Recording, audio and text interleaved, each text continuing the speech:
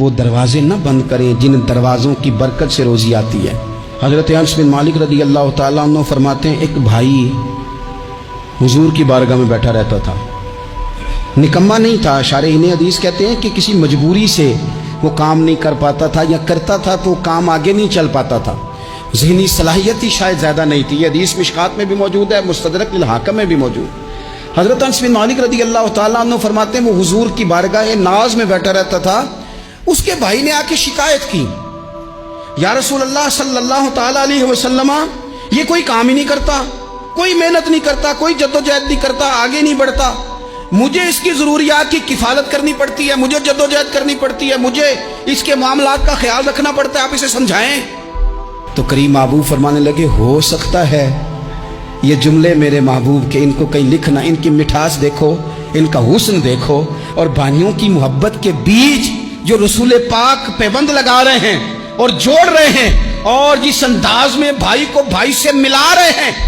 اس لہجے کے حسن کی مٹھاس کو بھی ذرا چکھ کے دیکھو۔ حضور فرمانے لگے ہو سکتا ہے رب تمہیں جو رزق دے رہا ہے وہ اسی بھائی کی وجہ سے دے رہا ہے۔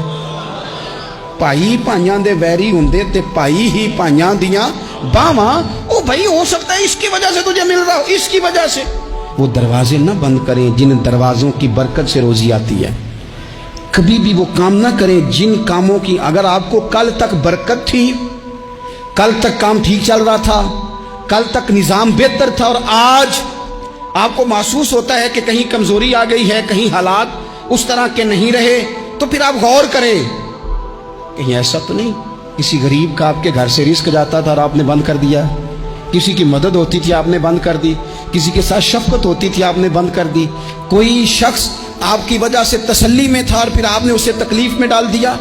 اللہ کے محبوب نے فرمایا تمہارے کمزوروں کی وجہ سے تمہیں رزق دیا جاتا ہے، تمہارے ضعیفوں کی وجہ سے تمہیں رزق دیا جاتا ہے۔ تم نے تو ایک بندہ یہ کہہ کے نکال دیا کہ جا تیری تنخواہ میں نہیں دے سکتا، لیکن کیا پتا کہ اس کی تنخواہ کی وجہ سے ہی باقی سارا کچھ بھی آتا ہو،